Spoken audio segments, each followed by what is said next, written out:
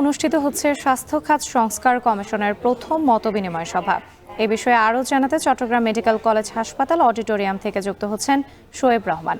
শোয়েব, সভায় কারা কারা অংশ নিয়েছেন এখন পর্যন্ত, এতে স্বাস্থ্য খাতের কোন কোন বিষয়গুলোকে গুরুত্ব দেওয়া হচ্ছে?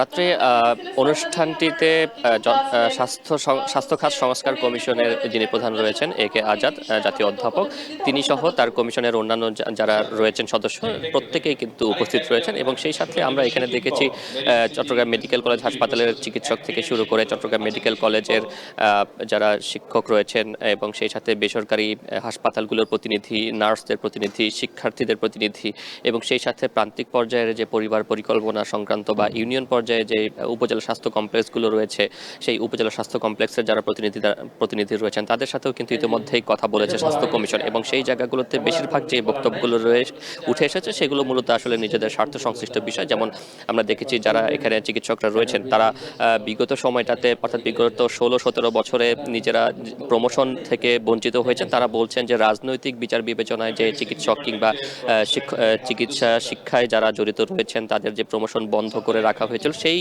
বন্দোবস্ত যাতে বাতিল করা হয় বা সেই বিষয়টি যাতে আর কোনো সরকার কখনো করতে না পারে সেই বিষয়ে সংস্কার কমিশনের কাছে তারা নীতি নির্ধারণ করার জন্য তারা প্রস্তাবনা তুলে ধরেছেন। এবং একই সাথে আমরা দেখেছি প্রাইভেট হাসপাতালে যারা রয়েছেন তারা কিন্তু বলেছেন যে সরকার যদি প্রাইভেট হাসপাতালের ক্ষেত্রে ভ্যাট ট্যাক্সের পরিমাণটা কিছুটা কমিয়ে দেয় সেক্ষেত্রে তারা কম দামে আরও উন্নত মানের সেবা দিতে পারবেন বলে কিন্তু তাদের পক্ষ থেকে উঠে এসেছে। কিন্তু আবার আরেকজন বলেছেন যে সরকারিভাবেই যদি স্বাস্থ্য সেবাকে ঢেলে সাজানো যায় এবং উন্নত সেবা নিশ্চিত করা যায় সেই ক্ষেত্রে আসলে মানুষ বেসরকারি স্বাস্থ্য সেবার দিকে ঝুঁকে পড়বেন এবং বেসরকারি স্বাস্থ্য সেবায় যে নিম্নমানের সেবা সেই জায়গা থেকে আসলে তারা সরে আসতে পারবেন। এবং একই সাথে এখানে আরেকটি বিষয় যেটি উঠে এসেছে খুবই গুরুত্বপূর্ণ যে বিশ্ব স্বাস্থ্য সংস্থার স্বীকৃতি কিন্তু বাংলাদেশের যে 112টির মতো মেডিকেল কলেজ হাসপাতাল রয়েছে কোনোটিরই কিন্তু স্বীকৃতি মিলেনি। সেক্ষেত্রে এখানকার যারা শিক্ষার্থীরা রয়েছেন শিক্ষাজীবন শেষে তারা উচ্চশিক্ষার জন্য বাহিরের কোনো দেশে কিন্তু যেতে পারবেন না।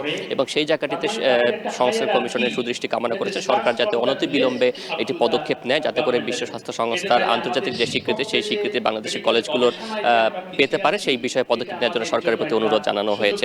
এখনও সংস্কার কমিশনের যে মতবিনিময় সভা সেটি চলছে এবং প্রথম এই মতবিনিময় সভা চট্টগ্রাম দিয়ে শুরু হলো। তবে এখানে একটি বিষয় বলে রাখি যে এখানে যারা অংশ নিয়েছেন প্রত্যেকেই কিন্তু বিভিন্ন হাসপাতাল, ক্লিনিক কিংবা চিকিৎসার সঙ্গে জড়িত, কিন্তু রোগীরা কেউ না থাকায় কিন্তু অনেকে ক্ষোভ প্রকাশ করেছেন। রাত্রি চট্টগ্রামে অনুষ্ঠিত হচ্ছে